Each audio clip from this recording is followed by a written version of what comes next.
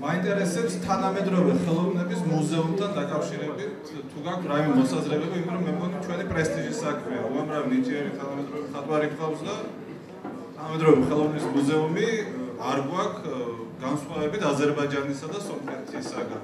გახსოვთ ალბათ ჟორჟ პომპიდუ შევიდა საფრანგეთის ისტორიაში იმით, რომ თანამედროვე ხელოვნების მუზეუმი ააშენა. მაინტერესებს თქვენი აზრი. დიდი მადლობა, ეს მართლა დანაკლისია ზოგიერთ ქვეყანას 2 და ზოგსაც 3 აქვს, რომელიც ისე ტერიტორიულად და შესაძლებლობით არ გამოირჩევა მაინც და მაინც თანამედროვე ხელოვნების მუზეუმი, ზოგან მას სხვა სახელი ქვია კიდეც, მაგრამ ეს აქვს, ჩვენ ეს არ აგვაქვს, თქვენს რო ბატონი ბიძინა ივანიშვილი აფინანსებს უამრავ პროექტებს დაკავშირებულ კულტურასთან, ხელოვნებასთან, ძეგლთა დაცვასთან და ასე შემდეგ და მას აქვს გადაწყვეტილი, რომ ასეთი ხელოვნების მუზეუმი აიღოს.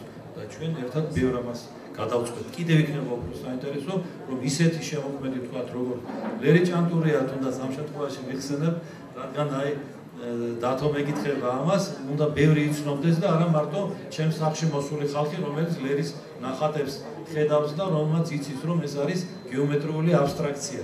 ძალიან ბევრმა უნდა გაიგოს მისი და მისი კოლეგების, მისი მსგავსების ხელოვნება. ეს იქნება აუცილებლად. აი, იქნებ ჟორჟ პომპიდუს ავით ვერ შევედით ისტორიაში, მაგრამ ამას გავაკეთებთ. თუ შეიძლება მოგესალმებით, მე გახლავართ ნინო გუნია კუზნიცოვა, გახლავართ ევროსაბჭოს ექსპერტი კულტურის პოლიტიკის დარგში და მუშაობ 2004 წლიდან სწორედ ქართული რაპორტის შექმნაზე. ამიტომ მინდა ცოტა გავამსხველო ჩემი კითხვა და თქვენს მიერ დეკლარირებულ კულტურის პოლიტიკის მოდელზე კითხო. თქვენ ბრძანეთ, რომ კულტურის პოლიტიკის მოდელი უნდა იყოს ლიბერალური. მე მაინტერესებს, აი რა ინსტრუმენტებს ხედავთ თავისთვის, იმიტომ რომ მოგეხსენება ჩვენი კანონმდებლობა არის საკმაოდ ცენტრალიზებული, საკმაოდ აკრძალვებზე ორიენტირებული და თუ თქვენ ლიბერალურ პოლიტიკას აწარმოებთ, ამისთვის ეს საკანონმდებლო ბაზა ძალიან დიდწილად უნდა შეიცვალოს. ეს თავისთავად სხვა ორგანული კანონების ცვლილებას მოითხოვს. ისეთი კანონები, როგორიცაა განათლების კანონი, უმაღლესი განათლების კანონი, იგივე თეატრის კანონი, რომელიც საკმაოდ პოლიტიზირებული იყო, იმდენად მრავალჯერ სახე იცვალა, რომ იქ ლიბერალიზმის საშუალებაც კი არ არის. ანუ თუ ამას თქვენ არ, ასე ვთქვათ, თქვენი გუნდი არ შეცვლის, მაშინ რეალურად ვერ განახორციელებთ ვერანაირ ლიბერალურ ცვლილებას. მეორე ინსტრუმენტი არის ლიბერალური დაფინანსების წყაროები.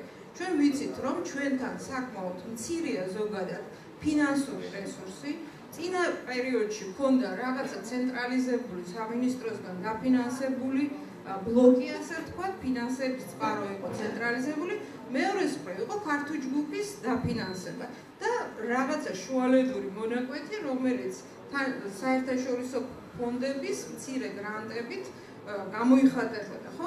ფაქტიურად ახლა მაინტერესებს, როგორ აპირებთ, რომ ეს წყაროები მოიძიოთ, მეტად დივერსიფიკაცია მოახდინოთ ამ წყაროების, იმიტომ რომ თქვენ როდესაც ბრძანებდით საკანონმდებლო ცვლილებაზე, სპონსორობის და მეცენატობის შესახებ, იქ არის რაღაც შესაძლებლობები, მაგრამ ეს ვერ იქნება ერთადერთი გამოსავალი, ხო მართალია?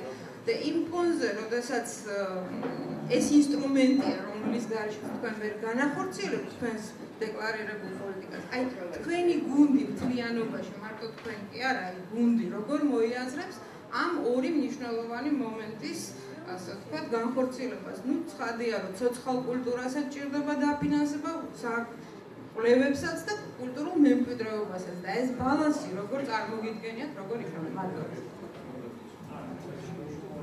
დიდი მადლობა. აუცილებლად საკანონმდებლო ცვლილებებით ეს უპირველეს ყოვლისა კულტურის სამინისტრო ნაკლებად არ ჩაერევა საერთოდ თუ რა რეპერტუარი ექნება რომელიმე თეატრს, მაგრამ დაიწყებს თავის მოღვაწეობას აი კანონებზე ფიქრით, იმიტომ რომ თვითონ პარლამენტში ძალიან საინტერესო გუნდი იკრიბება, ბევრია მან ხელოვანი, მსახიობიც, მწერალიც და ასე შემდეგ და მათთან ერთად ჩვენ ვიბრძოლებთ, რაცა დავიცვათ კულტურა, ასე რომ ის გახდება თავისებური კულტურის თავდაცვის სამინისტროც. ასე რომ ამ ორ ფუნქციას ორ იმას გავაერთიანებთ. ხოლო როგორ მოვიპოვებთ ახლა ნუ სახელმწიფო ყოველთვის ვიბრძოლეთ იმისათვის, რომ სახელმწიფო მეტი და მეტი საშუალებები გაუჩინოს ჩვენს ხელოვნებს, ხოლო რაც შეეხება შემდეგ ნუ არასამთავრობო სექტორს ეს უკვე მათი ბრძოლისა და მათი მოქმედების არეალია და ჩვენ თუ რამ შეგვიძლია დახმარება აუცილებლად იქაც გაუწევთ. დახმარებას და რაც შეიძლება კანონი მეცენატობის შესახებ, აი ეს კიდევ იმ საკანონმდებლო ცვლილებებში ერთ-ერთი უპირველესი კანონი იქნება, იმიტომ რომ არის ქვეყნები, რომლებიც ამაყობენ იმით, როგორც კი შეცვალეს და შემოიტანეს კარგი კანონები, მათი კულტურა და ხელოვნება გახდა ბევრად უკეთესი.